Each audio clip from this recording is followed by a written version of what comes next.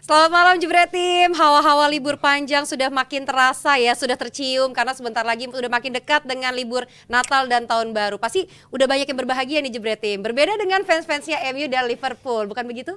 Bukan begitu. Beda nasib NS kalau Liverpool kalah makanya nggak rame karena lawan Sang Jiloa dia menurunkan rotasi.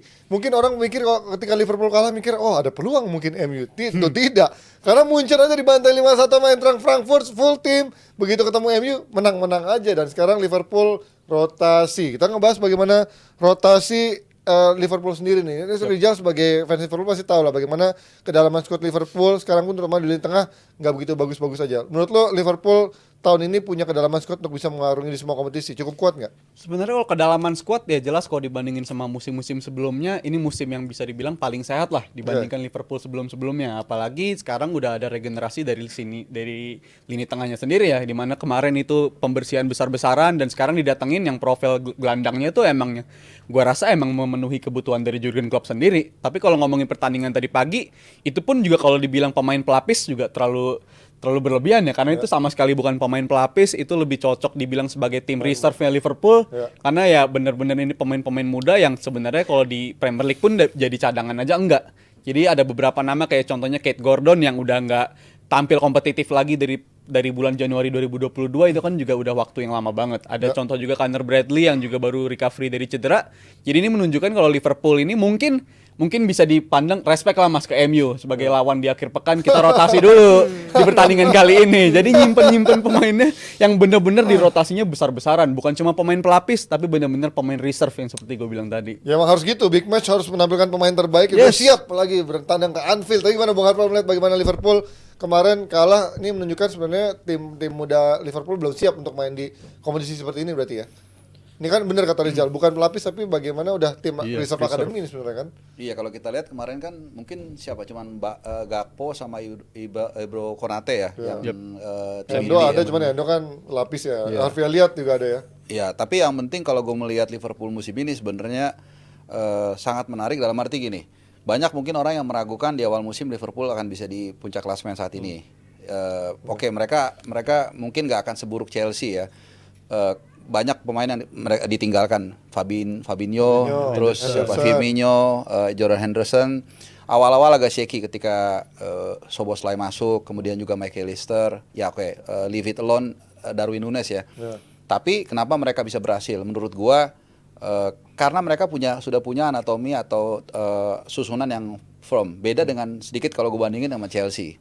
Chelsea itu memang dirombak habis-habisan dari belakang sampai depan, sehingga mereka kita lihat susah untuk berkembang. Liverpool enggak, mereka hanya 1-2 yang dirombak. Kemudian ruang ganti juga udah di quote by quote diamankan oleh Klopp ya. Jadi itu bedanya dengan Chelsea, sehingga mereka agak tidak mengherankan mereka bisa survive.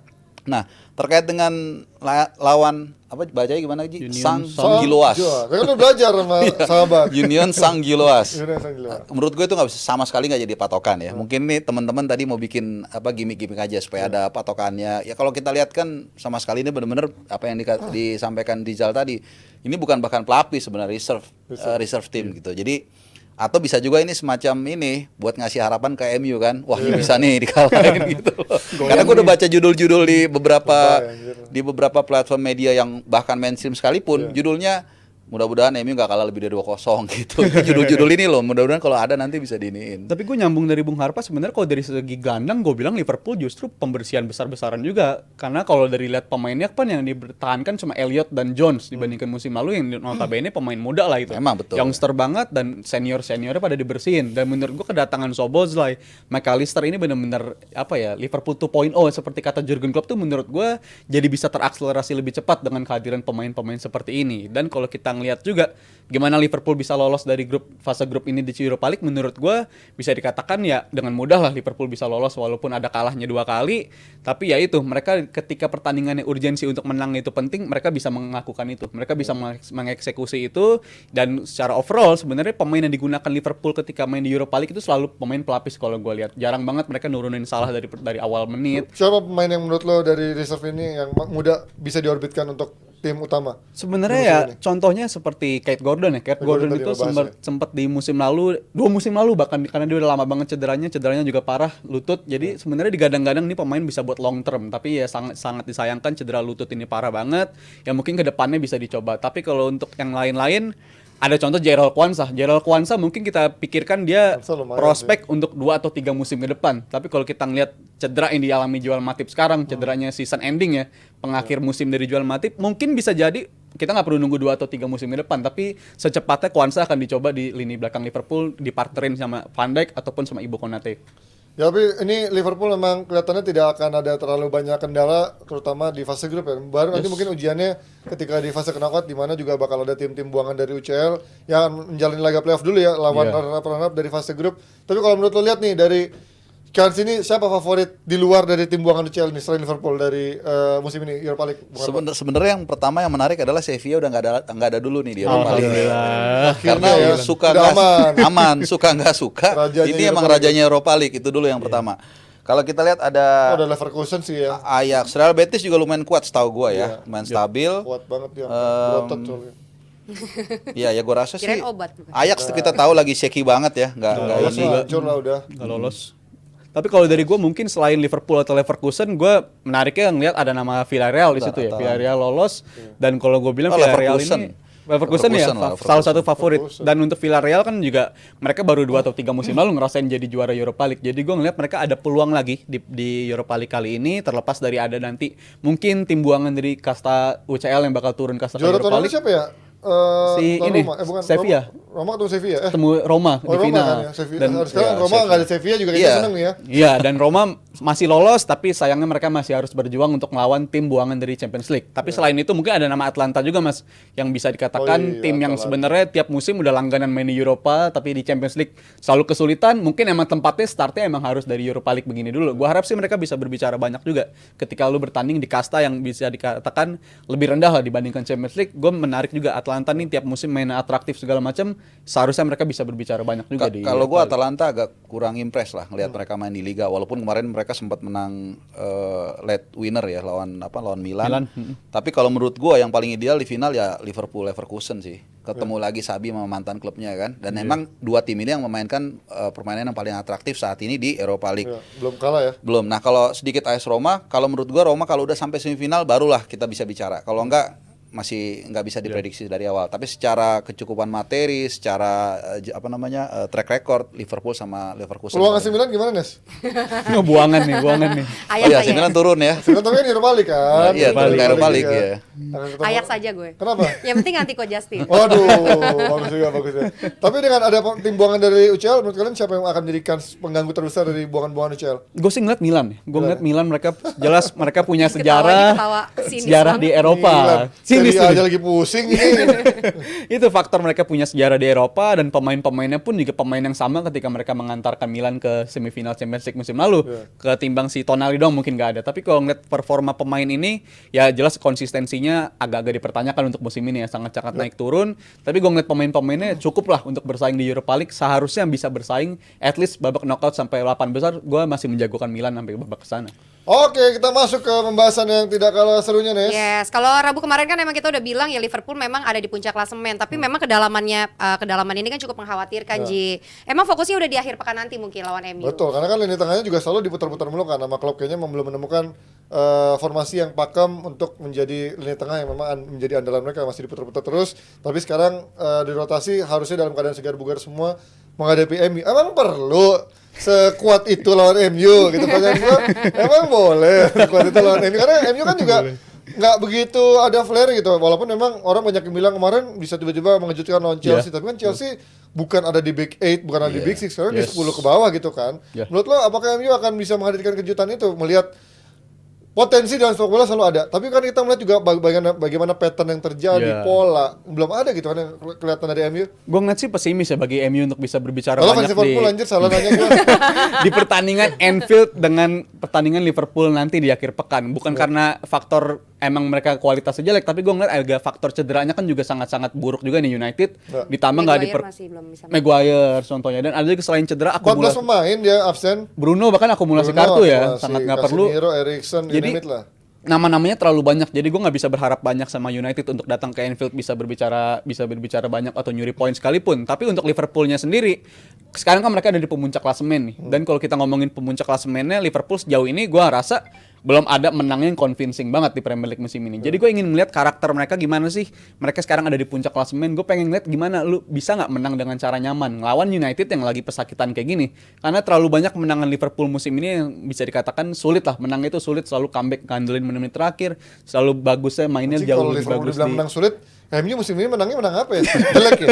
ugly win semua. Liverpool di puncak klasemen tapi kemenangannya belum convincing. Jadi gua rasa besok ini tes karakter Liverpool. Gue pengen lihat Liverpool yang menunjukkan arogansinya sebagai pemuncak klasemen, seharusnya bisa ngelibas United. Apalagi nih kalau sampai keluar di Desember ini masih sebagai pemuncak klasemen, gue mungkin menjagokan Liverpool untuk jadi juara di Premier League. Dia sih sebenarnya mau ngecengin MU ya, bilang MU jelek banget, cuma dibungkusnya kalimatnya tuh bagus gitu loh. Paham MU, kan, fans Vanessa? MU serang Rizal. Tapi kalau ngomongin tahun lalu kan juga Liverpool dalam keadaan yang tidak dalam kondisi terbaik juga ketika menghadapi MU di Anfield ya. Tapi ternyata di Anfield dia bisa membalikan itu dan bahkan bisa mulai tancap gas untuk bisa mengejar ke posisi 5 ya kalau nggak salah akhir musim. Ya, betul. Dan 7-0 itu merupakan orang pada kaget, anjir Liverpool yang dibilang katanya musim ini bakal ngedrop, taunya bisa 7-0. Menurut lo tahun ini akan bisa mengejutkan seperti itu atau justru terprediksi akan alot itu laganya?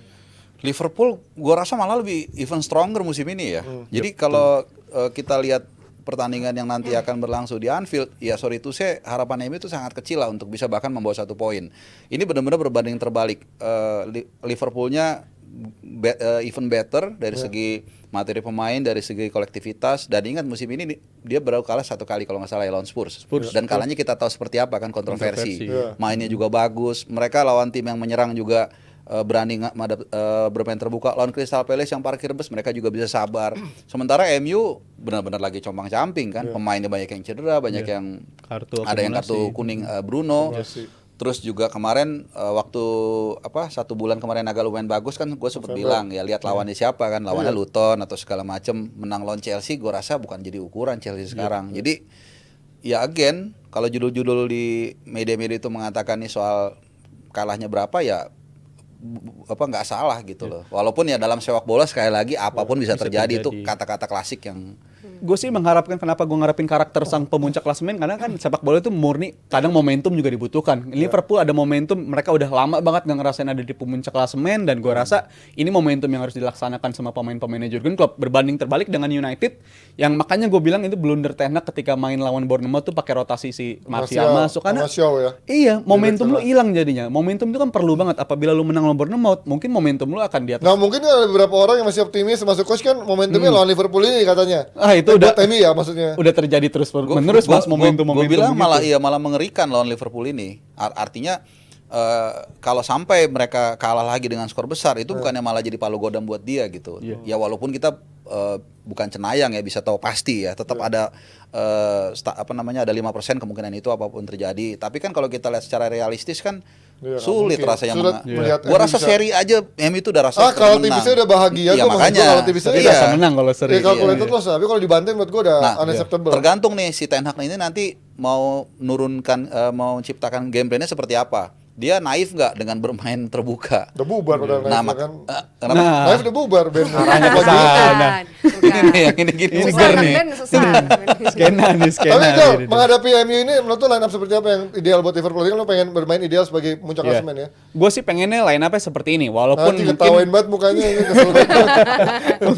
Dipertanyakannya kalau Endo main apa enggak, ini gue juga tanda tanya. Mungkin salah satu yang gue mungkin ada perubahan di Endonya, atau kalau Endonya nggak dimainin, gue pengennya Arnold yang ngisi posisinya Endo, dan di posisi bek kanan itu diisi sama Joe Gomez. Karena itu belakangan juga dilakukan sama Klopp ketika babak kedua tuh format template permainan formasinya begitu. Tapi kalau ngeliat formasi selain si Endo itu mungkin selengkapnya kayak begini yang gue favoritkan untuk turun pertandingan lawan United nanti. Tapi ketika Diaz main biasanya sama Gakpo, kalau nggak Jota sama Nunes biasanya kan. Iya, dan Diaz kan juga belakangan gue lihat, bukan belakangan, sepanjang musim ini chemistry-nya kayak nggak dapat terus lah sama si Nunes. Mereka kerap kali lari ke arah yang sama, kerap kali mereka nggak terlalu bagus dalam segi kombinasi. Jadi gue ngeliat memang harus dicoba terus sih, bukan salah satu yang harus di-dropin, mungkin harus dicoba terus, karena bukan yang kena main, yang lawannya ini United yang lagi disjointed lah istilahnya. Pemainnya bukan lagi yang prima-prima banget, Jadi ya momentum bagi Diaz maupun Nunes untuk bisa ngelanjutin tren bagusnya dia ketika untuk golin lah, performanya untuk ngegolin, gue rasa di match paling kayak gini nih yang paling ideal untuk dilakukan. Ini kan orang sering ngata-ngatain Tsimikas ya. Gue pengen tahu nih seberapa hebat sih Anthony. Lawan Bisa nggak kalau Tsimikas. Anthony nyata besok mati juga sama Tsimikas, itu menunjukkan kalau si Anthony bahkan udah separah itu gitu kan. Kalau Tsimikas selama ini dibully-bully. Tapi kalau dari MU sendiri, ini gue ada punya line up line up darurat mau gimana ada Seadanya ya. 14 pemain cedera. Menurut gue ini yang paling masuk akal ya karena ada Amrabat Maino di pivot, Bruno nggak ada, mau nggak ada Casemiro. Kenapa sih milih fotonya Rambut lu kayak putih gitu. Kapan Ji. ini, Mas? Banget, Kayak gue anjing. kira foto bapak lu bukan? Di bawah lampu itu. Asli, putih kayak putih gitu rambutnya. Nah itu ya, karena udah Højlund udah nggak punya tandem lagi even Martial sama Rashford tuh katanya diragukan untuk tampil. Iya, Terus di kanan nggak ada opsi selain Pellistri Anthony, nggak mungkin milih Pellistri. Garnacho nggak ada lawannya kalau Rashford cedera. Udah nih menurut juga paling masuk akal ini kecuali kalau di kiri ada Kalau Regulan misalkan. Rashford kalau ditaruh diganti Garnacho Ji, Kan Rashford nggak main. Kemungkinan cedera, nggak main. cedera. fitnessnya Fitnessnya Kemungkinan nggak ya? fitnessnya nggak Oh meragukan. ya berarti berat banget ya. Tapi gue berat tetap pilih Garnacho over Rashford sih. Secara etos kerja ya. Ya paling nggak secara apa namanya, secara behavior kan juga. Iya, ya, tetap Rashford di lagi lapangannya rajin sih menurut lapangan. gua. Dan Nah, ini mungkin emang ini sih, ya, Mas, ya. Dalot Ini sih juga menurut gua tricky juga di back kiri nih, karena nih Iya. pemain fucking asshole Aduh. keras kali Ini back kiri ya, maksudnya ini back gak punya naluri bertahan sama sekali. Ya cuman kalau nggak ada pemain lagi mau gimana kan? Luxo Iya. juga pasti nggak main ya. Ngapain Di- kemungkinan diragukan Luxo main juga, Dan cedera juga. Mas Panji tadi ngomongin dari segi bertahannya, dari segi nyerang pun kemarin juga lawan Bournemouth Nggak juga bisa. jelek juga. Ada momentum dia beberapa kali untuk passing, dia malah pilih buat shooting segala macam. Keputusannya Ini jelek sih. Yang gua bingung adalah kalau misalkan era Mourinho gitu, lu mau main Liverpool pasti big game, big match pasti akan plannya adalah bertahan counter.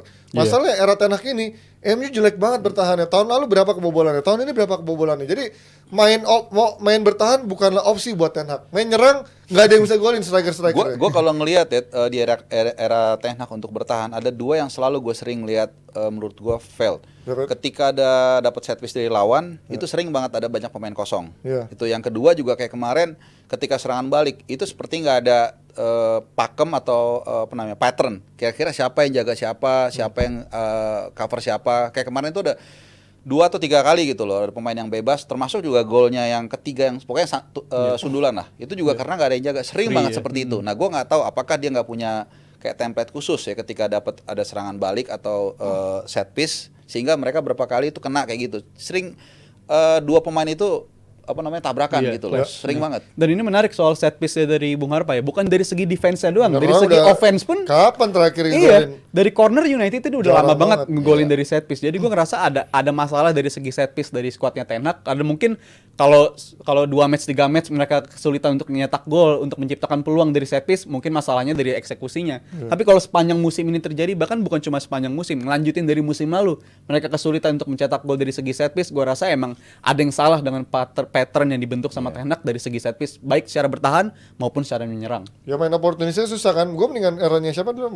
Moyes sama Mourinho ya, dimana Iya, ketika Mourinho. udah stuck mereka kan mainin oportunis Fellaini. Fellaini, Terus duel. ada bola-bola matinya, ada Smalling bisa golin di saat corner kick. Ini even di bola-bola matinya nggak ada senjata sama sekali. Jadi menurut gue susah mengharapkan MU bisa menghadirkan kejutan tanpa ada pattern atau emang pola yang jelas dari pertandingan sebelumnya. Prediksi lu akan dibantai lebih dari 3 nggak? Mungkin karena Erik Ten Hag juga tahu keadaan yang nggak bagus. Kalau dia nggak bodoh-bodoh amat, menurut gue dia akan main bertahan. Artinya nggak terlalu ngasih ruang untuk lawan. Iya. Jadi kalaupun let's say dia udah tahu nih, Nunggu aja. susah iya. Jadi menurut gue selisih 2, MU kalah. Itu menurut gue sih masih bisa diterima sih. Sisi Acceptable, Lu? acceptable. Kalau gue Bantai? solid win lah, tapi nggak nyampe bantai-bantai banget, karena ya Berarti benar. sama. Solid win tuh berapa? Iya, anjir? solidnya berapa? Minimal 2-0 Ya, sama lah. Nah, Toleransi lu kekalahan tipis tuh berapa, Ji? 2-0 Di bawah 3. 3. Di Berarti atas ya- 3 menurut gue udah unacceptable. Ya pokoknya kalah asal jangan 1-0 selisih Solid. 1-2 ya. Solid, Selisih 1 solid atau 2 win. Iya, masih ya, oke. oke lah. Iya, Tapi kalau iya. 3 ke atas menurut gue udah unacceptable ya, karena ini rivalitas, kemudian menurut gue dalam rentetan hasil terakhir Ten Hag udah Iya. jelek banget. Jadi kalau sekarang momentumnya untuk bangkit nyata nggak bisa dipakai juga, ya menurut gue udah no hope. Iya, menurut dan gua. tahun ini kan di Anfield nggak ada yang bisa menang kan di Belum. Liga kan, belum. Belum. Spurs waktu itu Iya. dia kalah kan Iya. di London kan. Iya, jadi sulit juga. Sulit Dan lah. kalau untuk Liverpoolnya, gua rasa ya itu, mereka kenapa nggak perlu sampai ngebantai banget, karena ya it's just a 3 point. Belajar dari kemarin mau menang 7-0 berapa kosong, ya Iya. tetap just a 3 point. Dan harus diingat juga abis lawan MU, lawannya masih tricky juga nih. Bahkan ketemu ketemu Arsenal juga yang menurut gue jauh lebih penting ketimbang lawan United dari segi mereka untuk ngejar title contender di musim Dan ini. jangan Jadi, lupa Aston lebih Villa juga, Jal. Iya, Tahun tricky ini banget diam-diam nih. dia nyerosok juga Iya. dan udah ngalahin siapa? Dia ngalahin City, City, ngalahin Arsenal, Arsenal, ngalahin Spurs juga. Untungnya udah dikalahin sama Liverpool di Gosip Anfield, jadi masih masih sempat nunggu. apa udah habis nih? Oh udah, oke udah habis. Jadi kita bahas gosip ya. Iya, harus tetap semangat ya, Iya. Jebretim ya, untuk fans-fans MU harus tetap Aduh, optimis. Senin sakit nih. Pokoknya harus tetap Nggak optimis. sanggup. Sabar. Orang sabar pasti kesel. Jangan kemana-mana Jebretim, setelah ini kita masih punya bahasan lainnya.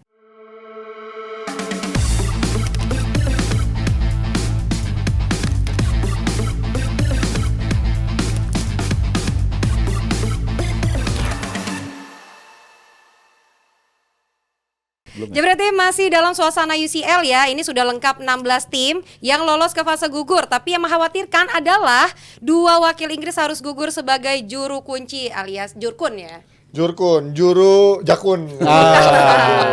Selamat. Siapa lagi kalau bukan MU dan Newcastle, dua tim yang musim lalu penuh dengan harapan. Dari dulu MU memang udah berantakan nih, penuh drama sepanjang musim tapi juara Piala Ciki plus lolos UCL. Karena di peringkat ketiga tahun lalu bahkan sempat punya harapan juara IPL juga tahun lalu tapi ujung-ujungnya cuman jadi tim hura-hura doang, meninggalkan Arsenal dan City sebagai pesaing juara. Tapi kalau kalian lihat masalah terbesar MU itu apa sih menurut lo tahun ini? Menurut gua, yang salah itu yang paling penting adalah bursa transfer menurut gua. Oke.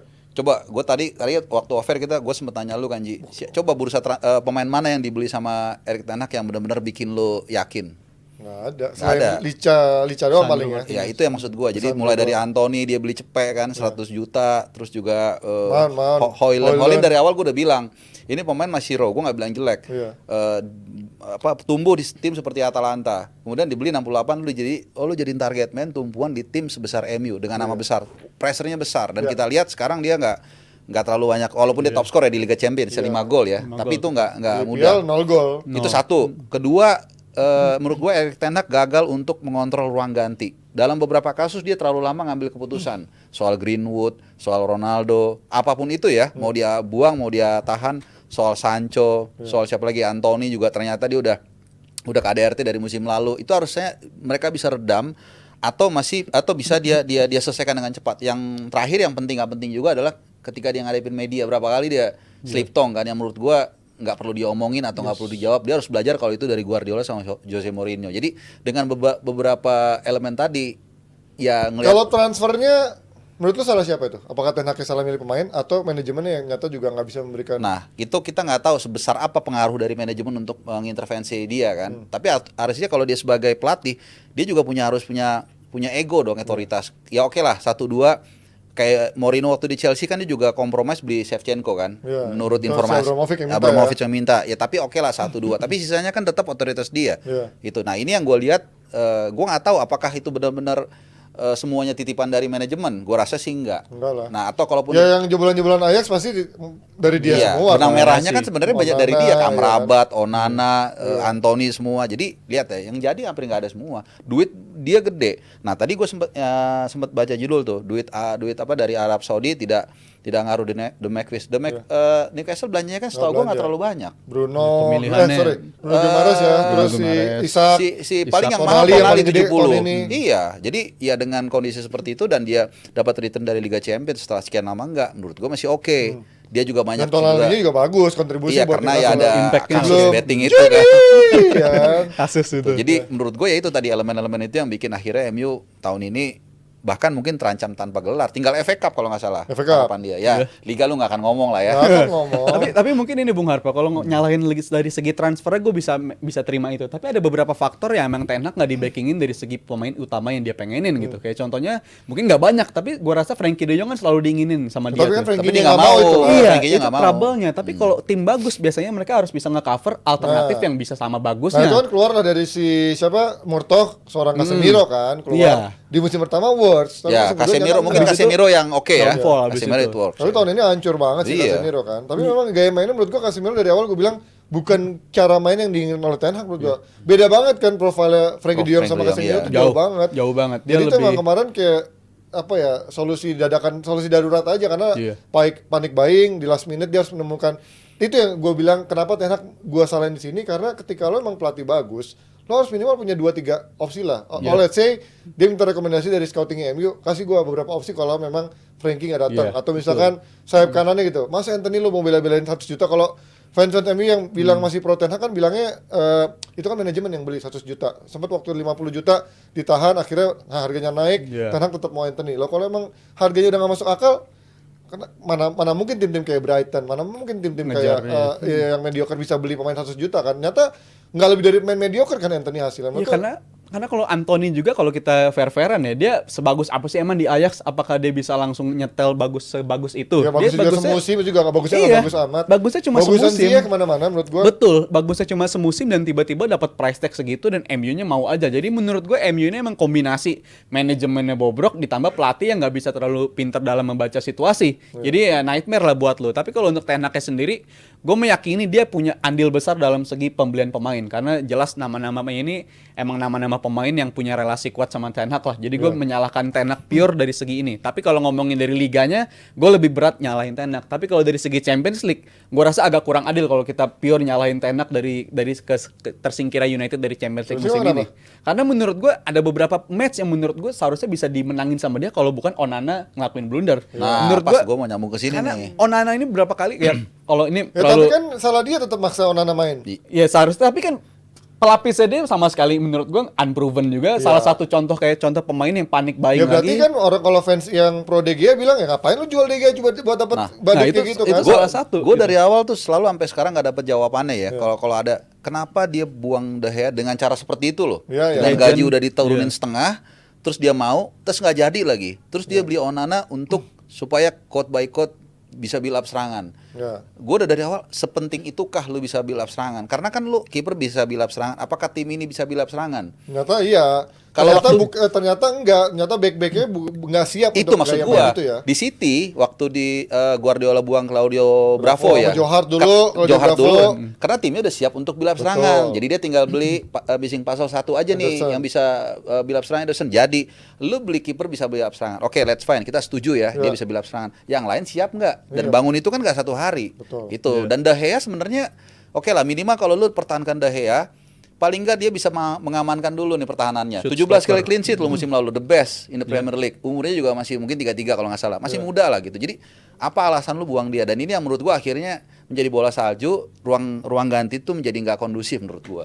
Tapi menurut gua kayak misalkan oke lah, let's say kita harus move on dari De Gea karena ketika pelatih emang punya kiper ya itulah kayak Pep Guardiola akhirnya buang Claudio Bravo, buang Johar, akhirnya dapat Ederson. Tapi kan ketika emang dia nggak works, dia harus berubah dong. Either itu dicadangin dulu atau di kayak psikologisnya dinaikin dulu, mainin Waindir, dilindungin lah. atau ya lo harus cari kiper yang memang punya itu di transfer kemarin. Kayak kemarin kan ternyata Henderson akhirnya dibuang. Iya. Dia Itu percaya benar banget. itu. Iya, itu Dia ya. percaya banget dengan beli Waindir. Kalau Waindir nggak dipakai buat apa lo beli gitu kan? Benar, itu yang gue bilang, si Erik Ten Hag ini menurut gua agak terlalu lama dalam mengambil keputusan. Iya. Itu terjadi di Arsenal loh. Ramsdale ngaco, langsung dia set, dia pinjem si Raya, dipasang, dan Raya it works. Lumayan lah, walaupun ada satu kali Shaky dua kali lagi, blunder. ya. Iya, benar yang lu bilang, nggak apa-apa, dan itu sangat template banget pelatih. Mau di posisi striker, kalau dulu mungkin kita 20 tahun lalu kiper busuk pun tetap akan dipasang ya, karena biasanya gapnya jauh dengan kiper kedua. Sekarang kan nggak terlalu jauh biasanya. Nggak apa-apa, kasih kiper kedua kesempatan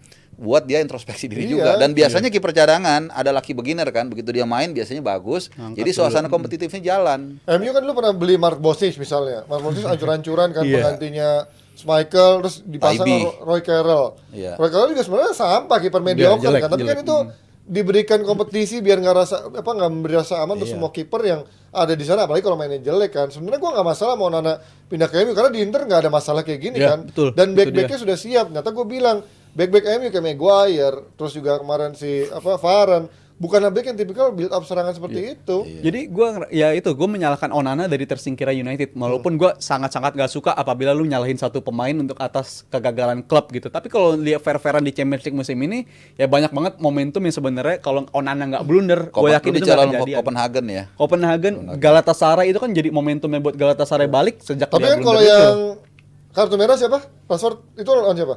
Lawan Copenhagen Nah, di itu kan pertandingan Barcelona. lawan dia.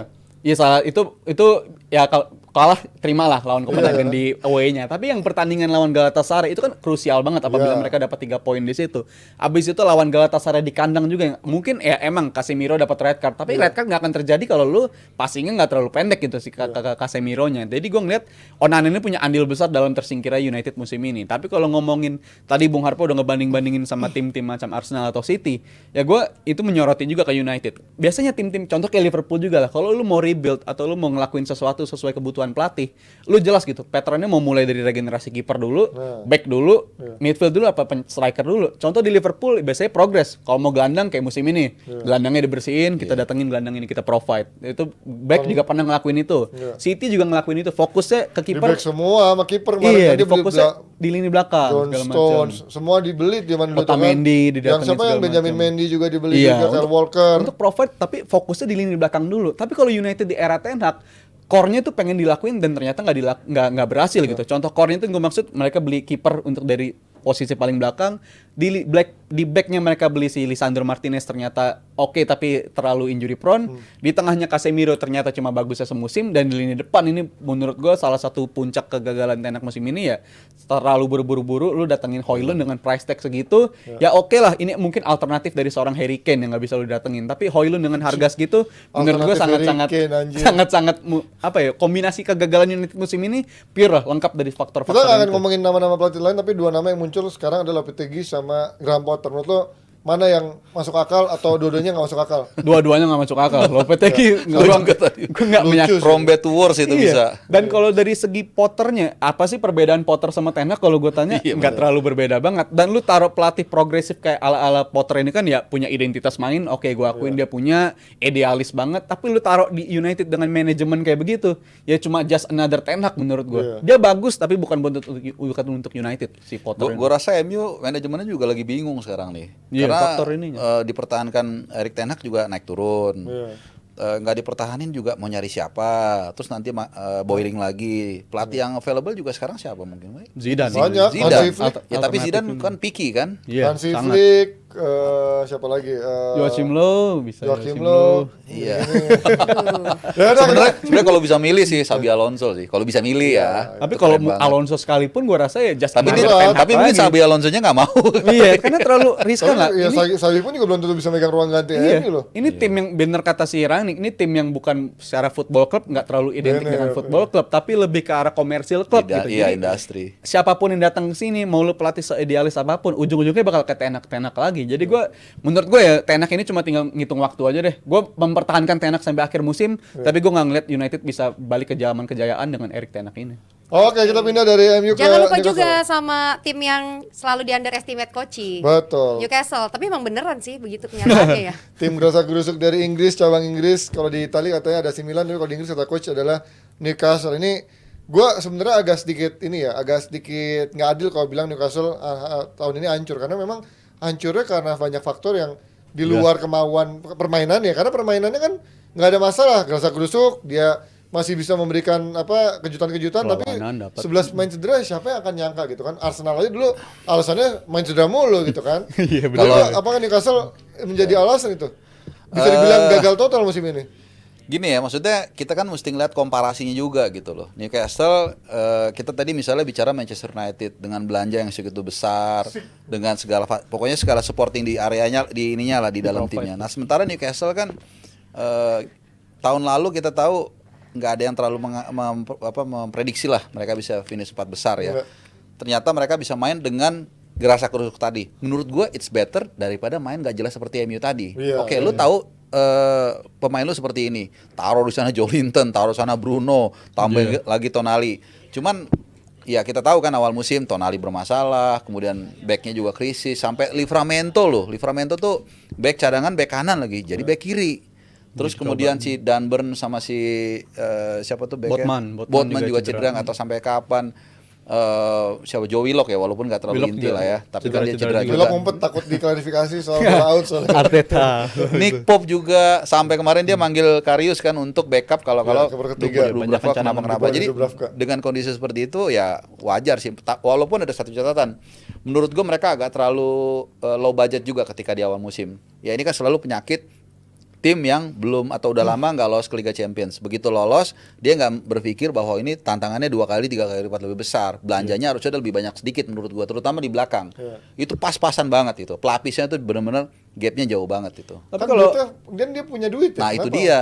Makanya tadi ketika di hati-hati mungkin dia. Iya, duit Arab sebenarnya nggak ngaruh Liga Champions, kan nggak ngucurnya nggak banyak-banyak juga sebenarnya. Nggak kayak Chelsea di awal-awal Abramovich kan benar-benar dia beli Jor-joran semua. segala Iya. macam. Tapi mungkin kalau kita taruh perspektif, ya gue cukup bangga juga sama penampilan Newcastle di Champions League musim ini. Karena kita di awal-awal musim kita ngelihat dia di fase di grup neraka, dapetnya grup neraka, ketemunya lawan-lawan yang udah berpengalaman di Champions League. Tapi ternyata kan nggak selalu dibantai. Bahkan nggak Dia dapat 5 poin kan? kalau dapat nggak 5 salah ya. poin dan 5 poin. menyulitkan PSG Iya. di kandangnya PSG juga, menyulitkan Milan juga di awal-awal, tapi akhirnya endingnya begitu. Tapi gue ngerasa emang kalau ditaruh perspektif ya ini tim yang baru jago berapa tahun sih? Baru 2 tahun terakhir mereka dapat suntikan dana. Dan nggak jor-joran loh. Iya, beli pemainnya ya Denburn, abis itu beli pemain yang notabene pemain Livramento. muda, Livramento. Jor-joran sih pemain sebenarnya ini. lumayan ya, tapi nggak yang wah Bukan wah high banget profile, ya. bukan Kayak big names. Gordon juga setahu gue nggak murah, Iya. Harvey Barnes juga setahu gue nggak murah, Tonali juga mahal. Gitu Range kan. Isak 40, juga 40-50 lah 40 kan rata-rata. dikumpulin ya 200 juga kan sebenarnya. Iya, tapi kalau kita taruh perspektif itu, ini tim yang baru didatengin, baru dibeli sama keluarga Timur Tengah itu di bulan November 2021, notabene baru 2 tahun lah. Tapi progres mereka sekarang udah bisa musim lalu masuk di Carabao Cup dan musim ini tampil di Champions League ternyata nggak dibantai-bantai banget. Jadi juru kunci tapi bukan jadi juru kunci yang kacangan lah, bukannya tiap pertandingan dikalahin. Siapa? Nggak kayak Red Star. Ini Red siapa Star lah ini? yang paling parah Red Star Belgrade 1 poin Oh, doang. Oh, merah, tim merah. Mungkin Iya. Red Devils. Enggak lah, masih lumayan lah itu. Jadi cara kita taruh perspektif, ini tim udah berjuang luar biasa banget di musim ini sampai di babak ini. Bahkan ada faktor kontroversialnya juga. Mungkin kalau nggak ada penalti di kandang PSG mungkin bisa beda cerita Newcastle di hari ini. Tapi ya kita terima aja karena ini tim yang memang udah bisa dikatakan overachievement dari musim lalu, bisa finish 4 besar tuh udah overachievement banget. Dan gua rasa ya masa depannya Eddie Howe bersama Newcastle masih terang-terang aja walaupun tersingkir dengan status juru kunci. Tapi gua nggak ngerasa ada ancaman serius untuk masa depan Eddie Howe, dan untuk kedepannya gua harap Newcastle ya mulai dari Europa League atau Conference League dulu menurut gue jauh lebih ideal lah daripada lu langsung kecebur di Champions League dan berhadapan dengan tim-tim kayak begini. Dan di liga kan dia bisa lebih fokus sekarang kan. Dan Iya. peringkatnya juga sekarang masih lumayan lah, nggak jelek-jelek Masih touching amat distance gitu. keempat Iya, besar menurut gua lagi. malah blessing in disguise buat mereka gitu. Iya. Daripada dia mungkin lolos, kalau seandainya pun mereka kemarin lolos ya, seandainya mereka bisa ngalahin Milan terus PSG-nya kalah, Yep. mungkin malah lebih parah lagi bisa di liga. Tapi kalau ngomongin Newcastle sedikit, ini kan yang terkait Joe Willock tadi gue bilang ya, dia akhirnya bilang ke pemain Arsenal katanya bola tuh udah out gitu kan. Artinya kalau dia udah bilang out itu kenapa nggak bilang dari awal gitu di pertandingan, baru sekarang dia mengakui ke pemain Arsenal ternyata itu udah out. Klarifikasi, Sementara itu ya. diributkan oleh pemain Arsenal berminggu-minggu, termasuk akhirnya Arteta harus kena Sanksi, ya. nyaris ancaman hukuman disangsi gitu kan. Lu Ya. ngeliatnya sebagai Arsenal gimana?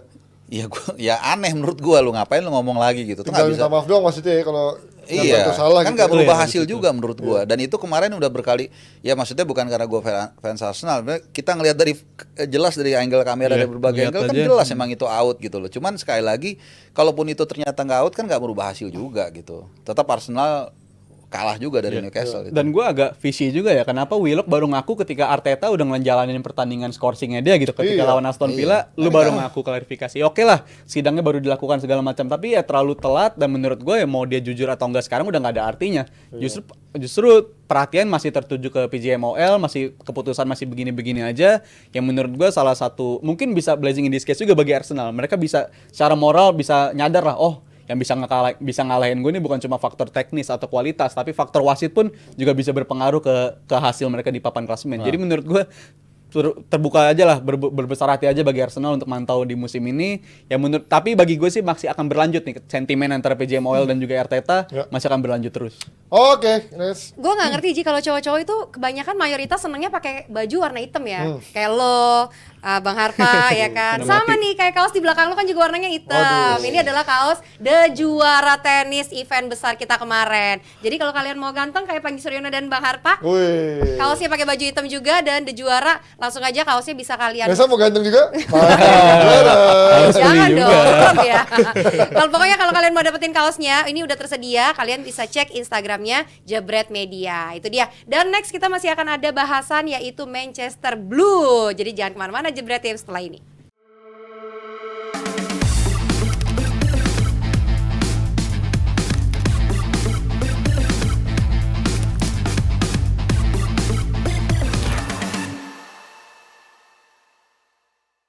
Nah Nah, kalau MU masih ada drama dengan timnya Jebretim. Kalau Manchester lainnya ini sedang memburu treble keduanya musim ini. Bukan gitu, Panji? Bukan, tapi Bukan lagi. justru bilang lagi.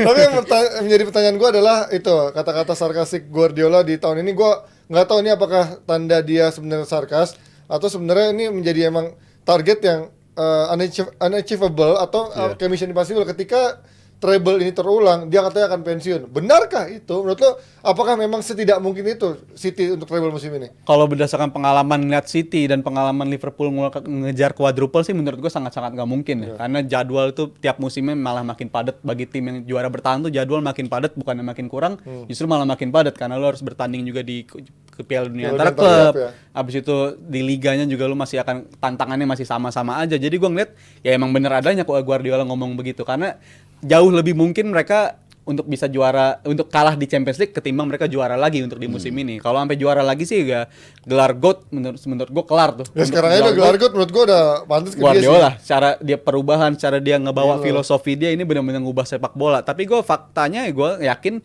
emang sangat-sangat nggak mungkin mereka juara treble lagi ya. Iya. Mungkin Champions League bisa jadi loh, bisa aja mereka juara lagi kalau ngeliat peta persaingan sekarang di Champions League bisa aja mereka juara lagi. Tapi kalau di Liga ya lu udah juara tiga tahun berturut-turut, secara laparnya, secara lu intensitasnya mungkin agak menurun. Jadi menurut gue jauh lebih besar urgensi mereka untuk ngejar Champions League lagi ketimbang di Liga musim ini. Karena ya menurut gue belum ada sejarahnya juga tim bisa juara 4 kali beruntun. Menurut gue terlalu berat lah bagi City. Gimana, Ini Mas? gue disclaimer dulu, bukan sombong nih ya. Dari 2 kali gue ikut presscon yang ada Guardiola. Ih, Nih gila. disclaimer dulu nih. Belum pernah ke Eropa, belum pernah ke Eropa, anjing. 2009 waktu dia di Barcelona sama kemarin di Istanbul, ini orang memang jago soal PR kayak gitu-gitu. Jadi statement dia tuh kadang-kadang kita Apa nggak- dia jadi PR aja kerjanya? Bagus itu mas jadi dia memang paling jago dia kayak gitu-gitu. Bikin statement-statement yang kadang-kadang maksudnya apa gitu. Kayak Ferguson kan dulu gitu kadang-kadang. Ketika dia mau ngalahin lawan, misalnya dia bilang waktu itu head to head dia sama Rafael Benitez kalau nggak salah, Cywar. Dia bilang saya lebih gampang menciptakan hole in one daripada ngeliat Liverpool juara era itu. Nah ini kan gaya-gaya gini mempengaruhi lawan. Nah ini Guardiola jagonya. Jadi gue sangat tidak percaya dia mau dapat seluruh gelar musim depan pun dia tetap akan melatih City. Karena dia orang yang sangat berambisi, yang kelihatan waktu di press conference itu juga bilang dia wartawan tuh nanya soal Ferguson kan udah pernah juara 2 kali bersama MU, terus gelarnya sekian. Lu ada mau nyamain itu nggak? Oh kelihatan banget dia langsung kayak kepancing.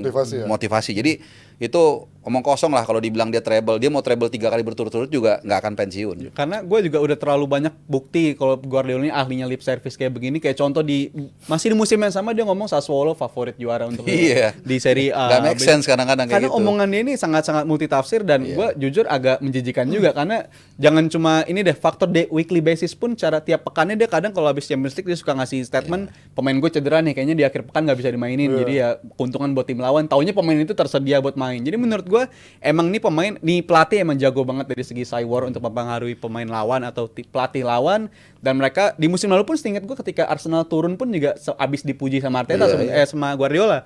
Ini tim memang layak juara, ini tim terkuat. Tapi abis itu ya mungkin secara psikologi jelas akan terganggu bagi Arteta gitu. Dia mungkin akan ngerasa ketika lu menang dan akhirnya ketemu hasil kalah, dia mikir paling kok gue tim terbagus tapi ternyata hasilnya masih belum bisa positif. Jadi itu sangat-sangat mempengaruhi sebenarnya Cywar ala-ala Guardiola ini dan menurut gue akan jauh lebih mempengaruhi lagi apabila mereka ingin targetnya treble lagi musim ini emang harus langkah-langkah begini harus dilakuin. Tapi menurut lo apakah Pep akan membangun dinasti lama gitu seperti halnya mungkin Wenger terus juga Ferguson itu mungkin bukan tipikal pelatih yang akan bosen ya?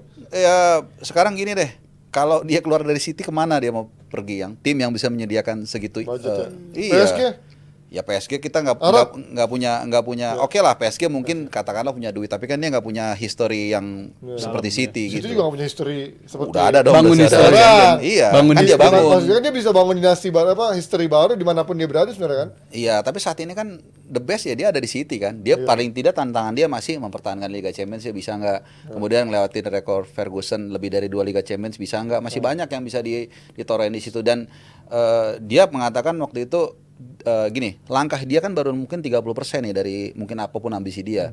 Ya dalam arti Liga Champions. Dia di press con waktu itu juga dia mengatakan gini, saya tidak mengatakan dengan berhasilnya si tim dapat Liga Champions akan lebih mudah. Dia bilang lebih nyaman. Itu denger sendiri tuh Bang ya?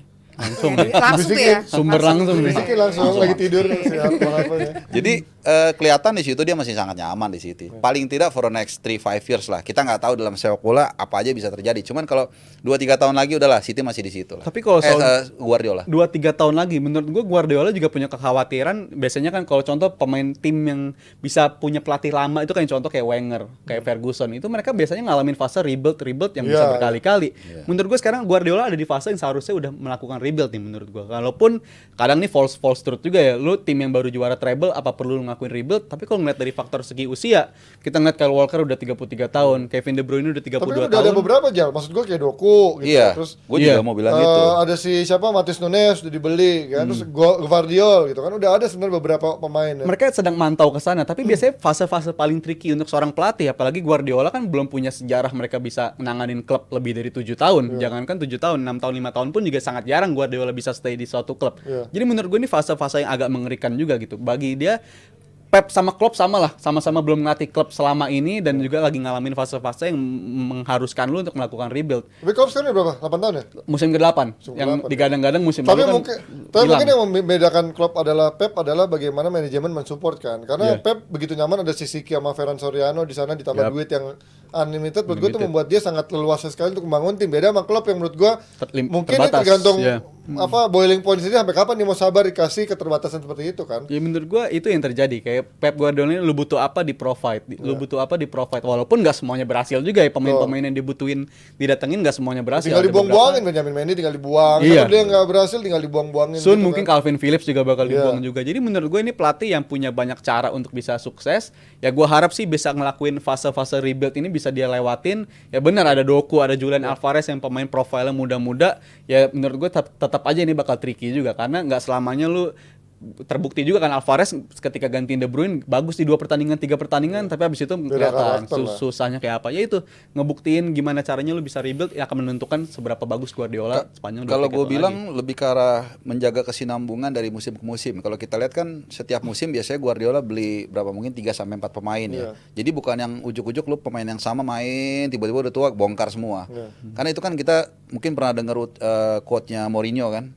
Manchester City adalah warisan dari 7 tahun terakhir. Bagaimana dia investasi tiap tahun 3-4 pemain, 3-4 pemain. Memang dari 3-4 pemain itu mungkin ada 1-2 yang failed itu normal ya. Ya dan di situ mungkin yang gua cuma mempertanyakan adalah Calvin Phillips saja sih. Calvin Phillips. Nah, kenapa dia Gua sepakat. betah banget? Bahkan kemarin lawan Red Star Belgrade itu sampai dia dipercaya main, ada penalti dia dikasih juga. Itu gue yakin instruksi Guardiola ingin ngangkat moralnya dia gitu. Tapi apa memang nggak ada cara lain gitu untuk mendampingin si Rodri yang mesinnya udah mulai hektik dia. Tapi kan memang ada dicoba Kovacic juga nggak begitu Iya. wah. Akanji juga dicoba. Luis Matheus Nunes juga Luis kelihatannya belum dicoba ke begitu tengah. nyetel juga kan. Ya gue mulai berpikir mungkin City musim ini nggak sebagus itulah. Dia banyak terseok-seoknya juga di Liga walaupun tetap bisa menang tapi banyak sekali dia banyak banget kayak lawan Spurs, habis itu lawan Chelsea Lawan itu Luton aja peluang- 2-1 kan. Iya, kesulitan. Jadi gue mulai berpikir masalah City musim ini bukan cuma sekedar ada Rodri atau nggak ada Rodri. Even ketika ada Rodri pun lu tetap kebobolan banyak ketika lawan Spurs. Habis itu ketika lawan Chelsea itu kan juga masih ada Rodri, lu kebobolan sebanyak itu. Jadi mungkin sepanjang musim ini yang akan disesalkan oleh Guardiola adalah ketika dia meninggalkan semua fullback yang tipikalnya menyerang macam Cancelo. Habis itu Zinchenko juga dibuang di musim yang sama di musim lalu dan lu berfokus ketika lu memainkan fullbacknya center back murni, menurut gua akan sangat-sangat ketes nih musim ini. Karena sangat dirindukan sebenarnya tipe-tipe pemain kayak gini, kayak contohnya Cancelo untuk ngasih umpan diagonal langsung ke tengah ke striker si Haaland. Itu yang terjadi di musim lalu. Dan sekarang hilang menurut gua akan terasa efek jangka panjangnya ketika lu nggak punya fullback yang tipikalnya menyerang semacam Zinchenko atau Cancelo. Kalau gue bilang ya, Rodri ini masalahnya bukan hanya soal dia juga nggak punya partner yang menurut gue bisa membuatnya nyaman musim ini. Oke, dia musim lalu it works ketika John Stones sudah didampingin dia. Iya, Musim ini kan John Stones nggak bisa selalu Cedera bisa. mulu. Cedera mulu. Kovacic didatengin tapi menurut gua nggak supporting. Nah dia menurut gua kecapean main terus. Karena pemain ini juga kadang-kadang kan dia kan benar-benar kan pistonnya mesin itu kan. Jadi nggak dia mesti juga kadang-kadang istirahat 1-2 kali ya kayak handphone lah mungkin jangan sampai habis diisi lagi. Nah sampai akhirnya dicoba semua tuh. Akanji juga dicoba kan, tapi menurut gua nggak bagus kemarin 2 pertandingan kalau nggak salah. Rico Lewis sekali jauh. Nah ini yang gua nggak tahu menurut gua kalau City mau survive musim ini bisa at least 2 gelar lah. Menurut gua ya, dia harus cari solusinya untuk nemenin Rodri. Ketika- Nggak mungkin dia main tiap Menurut gue ini. Nunes tuh sebenarnya potensial ya, cuman Iya. butuh waktu aja buat adaptasi di Poles. Potensial karena Sementara sekarang di tengah musim Ji, lagi akselerasi kan. dan festive period juga, dan padahal Nunes juga 2 pertandingan awal dia menunjukkan dia bisa gitu jadi partner untuk Rodri, tapi ternyata setelah itu ketika dapat porsi lawan yang berbeda mainnya juga kesulitan juga. Jadi gue ngeliat mungkin ada baiknya City udah ngelupain soal faktor lu partnernya Rodri itu harus dari back yang harus ngisi ke tengah. Jadi menurut gue dicoba aja emang gelandang murni aja untuk pendamping Rodri, dan balikin lagi sih contohnya Guardiola itu jangan mainin lagi sebagai fullback di kiri, tapi mainin dia sebagai posisi terbaik dia sebagai back tengah. Karena ya kita ngeliat musim ini Guardiola banyak banget jadi titik lemahnya Manchester City, dan gue nggak ngeliat dia ada masa depan ketika lu main terus-terusan sebagai back kiri gitu. Gue mengharapkan dia main sebagai posisi terbaik dia ketika kita lihat di Kroasia dan juga di RB Leipzig yang main sebagai back tengah, dan itu yang gue harapkan bisa mengubah musimnya City jauh lebih solid lagi untuk kedepannya. Oke, kita pindah. Oke, dan kita juga akan bahas Leverkusen ya yang menjadi fenomena musim ini, karena semua orang nih dibuat terkesima dengan skema yang dibuat sama Xabi Alonso. Ya, bahkan orang berharap Xabi Alonso ini menjadi mendobrak dari Bundesliga, bisa menumbangkan dominasi Bayern Munchen setelah Dortmund tahun lalu tiba-tiba Hampir. ompong di match terakhir ya di Penutupan. sih istilahnya kalau ini Giornata, bukan Giornata kan Itali. Xabi. Kalau di Sabi. Spieltag Bundesliga terakhir yang membuat Dortmund gagal juara tahun ini, mereka belum terkalahkan dan punya kans untuk bisa menumbangkan Bayern Munchen, di mana juga kayak Bayern Munchen masih belum terlalu settle juga, tapi Bayern Munchen adalah Bayern Munchen. Iya. Di saat mereka kelihatannya agak mulai goyang, akhir musim pasti bisa melesat, dan ini dia belum pernah kalah 23 laga, 20 menang, 3 imbang, 74 gol, sangat produktif sekali. 74 Dan gol. jumlah golnya pun tersebar cukup banyak ya. Distribusi golnya nggak hanya di Boniface dan juga si Florian Wirtz, tapi cukup tersebar di beberapa pemain lainnya. Lo melihat apakah ini euforia karena Bundesliga ternyata bukanlah levelnya nggak sebesar Eropa ataupun Premier League dan juga La Liga, ataupun menurut lo emang sefenomenal itu seorang Xabi Alonso? Menurut gue fenomenal ya, karena terbukti dari musim lalu pun kalau dia nggak datang di tengah musim itu bisa jadi Leverkusen nasibnya bisa berjuang di papan bawah, karena dia kedatangan dia benar-benar bisa mentransformasi. Bayangin dari tim yang berjuang di papan bawah terseok-seok berubah mainnya dan bisa bersaing di papan atas klasemen, itu menurut gue sebuah miracle lah bagi seorang pelatih untuk bisa ngelakuin ini. Dan juga tadi jumlah gol ditampilin di layar 74 gol dari 23 game tuh menurut gue subur banget. Gila banget ada tim bisa nyetak 74 gol dari 23 game, dan bahkan di musim ini jauh lebih bagus lagi, even stronger dibandingkan musim lalu ketika lu punya pemain-pemain kayak macam si Granit Xhaka bener-bener bisa mentransformasi gelandangnya si Leverkusen juga, dan juga dari faktor back kirinya yaitu Grimaldo. Ya tadi Mas Panji udah nyebutin si Boniface, tapi ternyata di bawahnya Boniface ini yang pencetak gol terbanyaknya justru Grimaldo. Pace dia tuh, ya. Pace. Pace. Justru Grimaldo. Jadi menunjukkan ini tim memang golnya kesebar di mana-mana. Ada si Frimpong juga yang bagus, bahkan ini juga golnya cukup kontribusinya banyak juga. Jadi gue ngeliat emang tim ini dia punya pattern yang jelas, mau siapapun lawannya dia coba ngelakuin itu, dan menurut gue ya jelas mereka kontender juara. Mungkin kalau untuk Europa League agak sulit, tapi jelas kontender. Tapi kalau untuk Liga favorit kalau gue bilang di musim ini, karena dari segi pemain-pemainnya juga gue ngeliat emang terbukti bagus semuanya. Dan itu faktor di Bundesliga-nya ini mereka udah ketemu lawan-lawan yang sulitnya udah ketemu semua loh. Dortmund udah ketemu, Munchen udah ketemu, Leipzig udah ketemu, dan mereka katanya ini mungkin ketemu lawan yang sulit mereka akan keteteran, ternyata enggak juga. Mereka tetap ngelakuin identitas mereka dan tetap bisa dieksekusi dengan baik juga sama tim Alonso. Kalau yang gue senang dari fenomena Xabi Alonso ini, pertama mudah-mudahan Leverkusen bisa mendobrak Munchen. Itu satu dulu, mudah-mudahan. Yang kedua, kalau kita bicara Xabi Alonso sebenarnya mungkin kita udah sempat dengar quotation statementnya Mourinho ya. Dia udah lama memprediksi dia bakal jadi pelatih hebat karena background dia kan.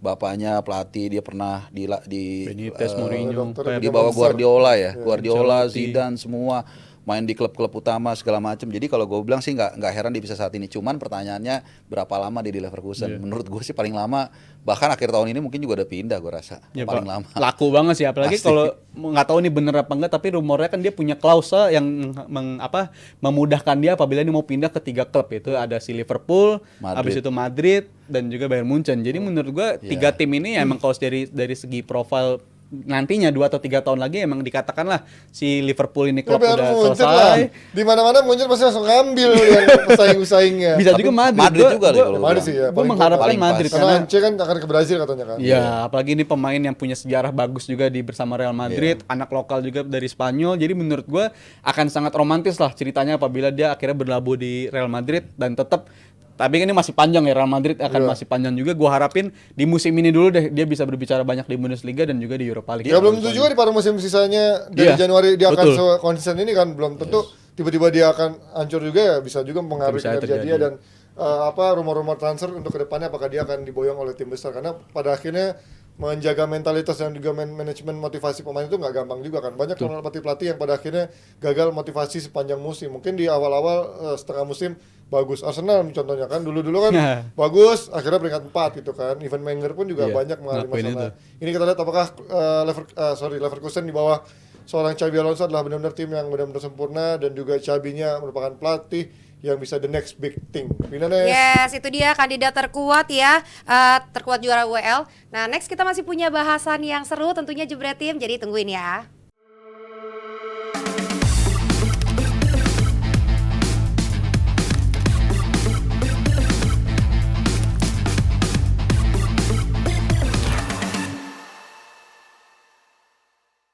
Yes, beda nasib ya, ini wakil Inggris di UCL, di WL, dan UECL. Justru masih lengkap semua ini, Ji ya. Brighton ini agak goyang sebenarnya musim ini, ternyata bisa survive. Nah, kalau West Ham nih, lumayan konsisten nggak sih musim ini sebenarnya menurut lo? Untuk West Ham gue ngeliat mereka cukup konsisten, walaupun di Liga penyakitnya masih sama kayak di musim lalu. Mereka selalu terseok-seok di Liga, kita nggak tahu lah kapan dia bagusnya bisa konsisten apa enggak. Bisa satu game menangnya kayak lawan Tottenham Hotspur menang secara fenomenal, tapi ya besoknya kalah lagi. Ini terjadi terlalu sering ke West Ham di 2 musim terakhir. Tapi kalau ngeliat dia berbicara di Europa League, ini kan mereka naik kelas ya, jalur tiket mereka juara di Conference League tahun lalu. Dan gue ngeliat mereka punya kapasitas untuk bisa menyulitkan tim-tim yang ketika bermain di fase Eropa. Karena pemain-pemain kayak begini nih benar-benar tricky lah. Lu main low block, ngandelin counter attack, dan itu benar-benar ngebantu banget dari segi build up mereka. Terutama dari segi produktivitas si Soucek ya. Soucek dan back-backnya juga produktif banget. Jadi agak mulai naik di sini ya Iya, sekarang ya. ya faktornya mungkin gara-gara ini nih si James Ward-Prowse ini, Iya, karena keren Soucek ya. banyaknya golnya dari set piece, banyaknya gol-gol ngandelin crossing, dan gua ngeliat ini emang meningkat banget. Emang seharusnya West Ham punya set piece yang mematikan ini, dan kedatangan James Ward-Prowse benar-benar bisa ngebuktiin kalau dia ini emang dead ball spesialis, dan dia terbukti musim ini udah menghasilkan lebih dari 5 assist di musim ini. Jadi gua ngeliat kebangkitan West Ham, terutama bangkitnya si Soucek untuk bisa produktif lagi. Habis itu si Antonio bisa balikin duel-duel set piece bisa kembali lagi. Menurut gua faktor si James Ward-Prowse, yang kedatangan si James Ward-Prowse bersama West Ham di musim ini. Tapi menurut gue juga ada ini sih, thanks to Declan Rice ya, dengan penjualan dia, Iya. dia bisa Nah, dapetin itu. beberapa Mahal pemain yang cukup bagus kan, Hasan Alvarez, Kudus, Iya. Ward-Prowse juga. Jadi kalau gue bilang kebijakan, tadi kan berlawanan dengan Erik ten Hag ya menurut gua. Dia punya duit banyak, tapi banyak yang menurut gua pembeliannya loss. Di West Ham dia jual Declan Rice dapat 100 juta kurang lebih. Tapi pembeliannya 3 pemain jadi semua menurut gua. Ward-Prowse kita lihat kontributif banget di awal-awal. Kemudian Kudus baru main tuh kalau nggak salah pekan keempat kelima gue lupa. Nah, Suka makan itu dia dodol. Aduh. habis itu Kirain lu nggak tengahnya tahu. tengahnya jadi kuat. Penggantinya si itu. Iya, Alvarez juga. Nah, Alvarez. tapi gue sorotin 2 pemain itu, Ward-Prowse sama Kudus. Berapa kali kalau kita lihat Kudus itu benar-benar dia bikin di tengah West Ham tuh bertenaga. Nah, yang terakhir gue agak beda sedikit sama lu, Jal. Kalau Antonio ini sebenarnya kartu mati menurut gue. Dia hanya bagus tuh 1,5 musim awal tuh sekitar 3 musim lalu lah. 1-2 musim terakhir tuh dia benar-benar nggak ngapa-ngapain. Makanya kita lihat terakhir West Ham itu naruh si Bowen sebagai jadi striker. target man. Karena cedera juga si Antonionya. Iya, karena cedera. Tapi memang nggak perform lah. Jadi dengan tadi kebijakan transfer itu menurut gue memegang peranan kunci ya. Bahkan Soucek juga yang biasanya Agak juga naik. naik juga semua. Jadi ini ya menurut gue fenomena, walaupun ketidak konsisten kemarin itu agak unik sebenarnya, itu anomali. Ketika dia bisa ngalahin Spurs, benar tiba-tiba dia bisa kalah 5-0 sama siapa gitu, sama Fulham kalau nggak salah. Dibantai sama Fulham. Iya, tapi ya dibalas dengan atau dikompensasi dengan penampilan mereka di Eropa yang ya lumayan bagus lah. Dan ini terjadi juga di musim lalu, bayangin ketika mereka jadi juara di Conference League, jumlah kemenangan mereka di Conference League jauh lebih banyak ketimbang satu musim 38 game di Premier League. Jadi ini menunjukkan mungkin bisa jadi emang prioritasnya David Moyes main aman-aman aja di Premier League, yang penting bisa survive, mereka udah syukur. Baru pertandingan macam di Eropa begini mereka tampil lebih bagus, tampil lebih all out, dan terbukti itu nganterin mereka jadi juara di musim lalu. Dan gua ngeliat emang tim-tim Liga Inggris ini, baik itu West Ham, itu Brighton, abis itu Aston Villa, ketika ketemu lawan-lawan dari Eropa, katakanlah dari liga-liga lain di Eropa, ini memang mereka kualitasnya jauh lebih bagus dibandingkan tim-tim dari Eropa sana gitu. Jadi gue menunjukkan ini emang kualitas Premier League udah meningkat banget. Emang Duitnya sih memang. di-backingin sama Hak ini ya. siar TV-nya sih gila sih dia. Iya, hak siar tim-tim kayak begini aja jauh lebih besar ketimbang juara di Bundesliga atau sebagainya. Jadi gue menunjukkan emang tim-tim di Premier League udah sangat-sangat harus diperhitungkan di kancah Eropa, baik itu di Conference League maupun di Europa League juga. Walaupun tim-timnya macam West Ham, Aston Villa begini, tapi menurut gue Kalau kata Ciri ini kan sekelas tim apa atas katanya. Sekelas Milan, Juventus, Napoli, karena dengan kekuatan duitnya kan Iya. itu menunjukkan Backup ininya. kualitas Serie A sekarang jomplang banget, tapi karena faktor duit itu. Karena sementara Brighton juga banyak yang kemarin memprediksi di Eropa akan jatuh, terutama dari beberapa hasil buruk di awal. Di awal, betul. Juga di Premier League juga nggak begitu bagus, tapi somehow dia bisa survive di Eropa. Ya menurut gue di Premier League pun mereka cuma 2 atau 3 kemenangan dalam 3 bulan terakhir menunjukkan mereka nggak konsisten ya, karena pemain-pemain mudanya habis itu ditinggal Ada pilar-pilar cedera kunci juga, juga di musim lalu pilar kuncinya pada cabut. Dan untuk Eropa ini mungkin gue apresiasi juga untuk si De Zerbi ya, karena gue ngeliat dia emang ternyata pelatih yang cepat belajar. Dia pelatih yang gak terlalu naif. Di 2 pertandingan awal nih gue sama sekali gak yakin Brighton bisa lolos dari fase grup. Kalah di pertandingan pembuka lawan Athens, abis itu seri lawan Marseille. Ini menunjukkan kalau tim ini mungkin gak bisa berbicara banyak di Eropa. Tapi ternyata setelah itu mereka mengubah gaya main jadi lebih pragmatis, yang biasanya mereka tampil mengandalkan atraktif, mengandalkan take on, tapi ternyata setelah itu mereka mengubah gaya main yang lebih pasti-pasti aja, dan terbukti mereka menangnya abis itu cuma 1-0, tapi ternyata kan cukup untuk bisa mengantarkan lolos. Dan gue ngeliat ya itu faktor De Zerbi-nya cepat untuk belajar dan juga cepat untuk membaca situasi kalau pemain-pemainnya ini banyak yang lagi underperform dan juga lagi cedera. Gue ikutin pertanyaan Abrar nih, apakah Brighton bangkit di saat yang tepat? Kalau gue bilang iya. Jadi pertama beberapa pemain kan udah mulai balik lagi kan. sekali Joe balik Pedro, lagi. walaupun mungkin yang masih lama tuh Estupinian kalau nggak salah ya. Iya, Itu kehilangan tuh dia musim ini. Iya, padahal kan awal-awal bagus banget tinggi. Nah, yang kedua adalah gaya main De Zerbi yang tadi menambahin yang Rizal bilang. Ini orang ya sama tahu nih mainnya mesti seperti apa. Ini kan yang kayak nggak ngerti bertahan kan. Di liga itu kalau nggak salah dia satu-satunya tim yang selalu golin, selalu kebobolan. Selalu. Nah, ini jadi paling nggak dia tahu main seperti apa. Balik lagi nih gue contohin ke Erik ten Hag MU nih. Dia nggak tahu Standarnya nih Ten Hag ya tetap ya. Iya, karena Apa-apa itu ya. kan yang sebenarnya dia punya resources yang bagus, tapi game plan-nya nggak jelas gitu. Mau mainnya gayanya apa? Kalau De Zerbi nggak, yang lu bilang tadi, dia tahu dia main menyerang, dan di saat yang sama pemain udah mulai balik kembali, dapat juga tiket lolos di di Eropa, di Liga juga nggak terlalu buruk kan, dia papan mungkin urutan 9 atau 10 gitu. Jadi gua rasa it's a matter of time dia akan kembali lagi.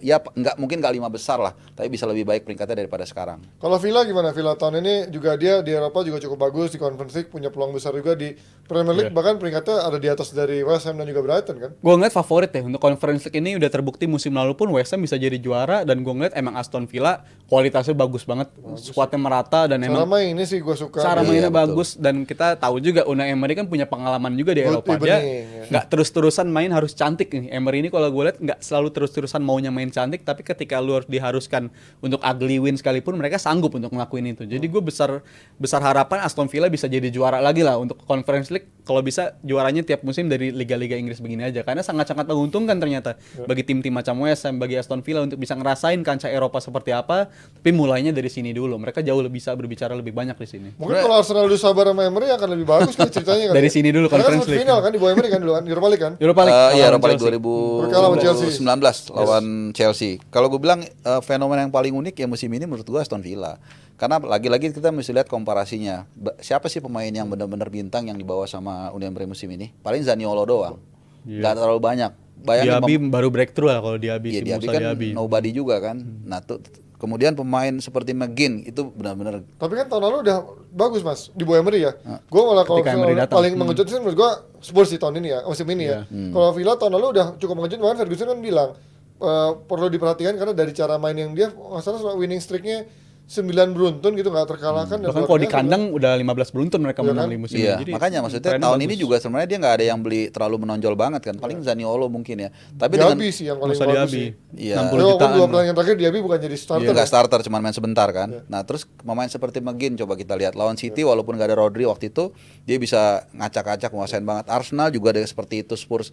Jadi nggak tergantung bukan pelatih yang harus selalu beli pemain bagus supaya bisa main bagus. Kemudian juga Leo Atkins dapat supply bolanya juga kita lihat lebih bagus. Matty Cash yang tadinya lebih banyak bertahan di kanan, dia dorong lebih ke depan. It works juga walaupun kemarin sempat cedera. Jadi dari semua ini termasuk juga ada unsur keberuntungan quote by quote dengan adanya Emiliano Martinez di bawah Mister Gawang kan. Jadi lebih kuat. Jadi gua rasa ya mungkin kalau kita bicara juara jauh lah, tapi gua rasa kalau 4 besar atau minimal masuk Eropa mereka sangat layak minimal masuk Eropa League. Sanggup banget karena juga di blessing in disguise bagi mereka cedera-cederanya pemain macam Tyrone Mings justru membuka pintu untuk pemain-pemain lain untuk bisa tunjuk gigi kayak contohnya Pau Torres. Iya, Dan Pau menurut Torres gua kalau si Mings balik menurut gua nggak bisa ngerebut posisinya Pau Torres lagi. Ini jadi persaingannya gue lihat di tim ini juga sehat gitu untuk memperebutkan posisi kayak contohnya dari Diaby datangin dengan harga mahal tapi ternyata lu nggak jaminan jadi starting juga gitu di timnya Emery. Tapi positif gak hasilnya? Positif karena efeknya si Bailey-nya justru jadi kebawa jadi bagus gitu. Lu Lemang sih keganggu. juga awal-awal nggak main malah jadi main lagi sekarang. Iya, Lemang sih. persaingannya jadi sehat banget dan emang di treatmentnya si Emery ini gue suka sama beberapa pemain. Tapi betul untuk juara masih jauh, tapi at least 4 besar atau bahkan juara dari Conference League, katakanlah jalan pintas lah di Liga lu nggak usah sampai jor-joran sampai papan atas terus, tapi kan kalau juara di Conference League lu udah ngamanin tiket untuk Europa League. Jadi menurut gua ini bisa jadi jalan pintas bagi Aston Villa gitu karena mainnya bagus dan pemain-pemainnya cukup lah untuk jadi juara di Conference League. Ya, cukup dari tim-tim Inggris Nes. Selain itu ini juga ada legend Italia yang gantung sepatu Ji, yaitu Chiellini. Momen yang paling gue ingat itu dari dia 2014 dia digigit ya. Ya, Mas Suarez. Sama Suarez itu bekas cupengannya udah hilang. Bukan. Kalau ngomongin cupangan ada loh host sorry, ntar. Apa tuh? Apa nih? Kalau ngomongin Chiellini, ini menurut kalian apakah back yang bisa dibilang back world class atau masih kalah dibanding back Italia lain yang begitu ada nama Cannavaro, Maldini, Iniesta? Ya kalau bandingin sama antar Standar, periode selalu debatable lah, susah gitu. Kayak lu bandingin Maradona sama Pele atau sama Zidane. Tapi ini mainnya bareng, maksudnya masih periode lah, Nesta lah masih lah. Chiellini sama Nesta Masih beririsan lah. mungkin sedikit kali udah masih muda kali Chiellini. Iya. Tapi gini lah, kalau lu bicara Grendel Itali, pertahanan Itali, asosiasi yang paling kuat waktu itu ya sama Chiellini. Iya, Benar-benar yang BBC. mewakili BBC. iya Grendelnya Itali gitu, dan terlepas dari tadi cupangannya dia ke Suarez kan. Tapi ya itulah Itali gitu loh. Bahkan kalau kita ingat waktu dia juara Euro 2020 tahun 2021 kan dia tarik tuh si Saka waktu dari kanan tuh paling itu kan dia pikir cepat kan, quick decision itu loh.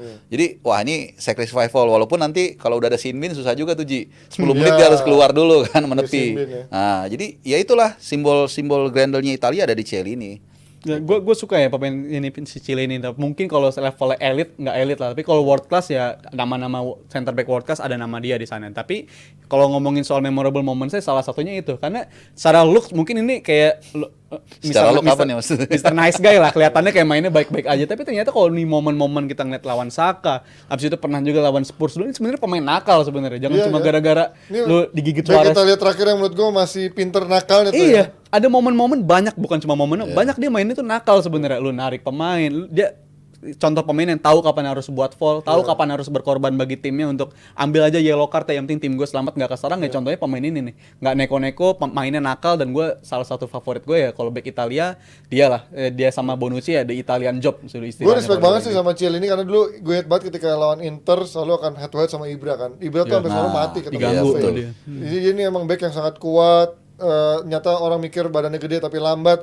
Even jadi back kiri pun dibilang back tiang listrik, tapi nyata bisa nutupin juga jadi back kiri. Jadi menurut gua back yang cukup lengkap, cukup smart, dan nakalnya itu diperlukan kan. Sekarang banyak back-back kayak misalnya Bastoni gitu. Soft, jago kadang. tapi terlalu soft gitu. Kurang-kurang efek nakalnya. Ranocchia dulu back-back Inter yang Italia tapi mainnya lenje banget. Chiellini tuh masih tipikal yang kayak beratnya lama gitu. Apa ternakan lama yang eranya Maldini, Nesta, yang pinter dan juga masih bisa main clean lah gitu. Dan juga build up serangan yang orang mungkin suka lupa. Dia build up serangan itu mungkin nggak sebagus era sekarang ya. Tapi dia, waduh, kalau dia mulai build up serangan dari belakang, apalagi sama Bonucci dulu, udah lah lu mimpi lu ngambil bola dari belakang tuh. Dia bener-bener safe banget, dia bangun serangan dari belakang, dan ini yang kadang-kadang orang nggak sadar. Dan rajin golin lagi dia. Iya. Sundulan Duel, corner gitu kan. macam. Duel. Jadi ya itu. Tapi dia masuk gak dalam 5 back favorit lo terbaik se-lifetime lo lah. Jangan sepanjang masa karena lo gak nonton semua kan.